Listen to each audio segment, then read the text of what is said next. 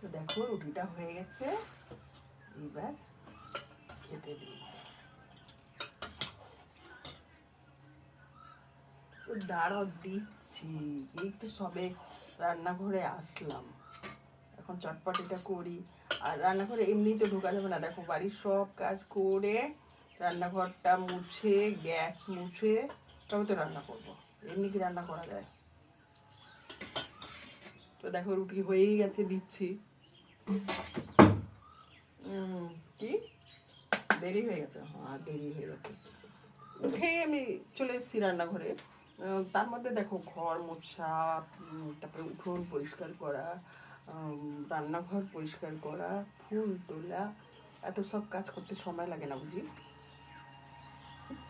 তো দেখো, আর আমি তো আর মা দর্শক জানা, আমি তো মানুষ, আমাকে করতে সময় লাগবে না? তো চলো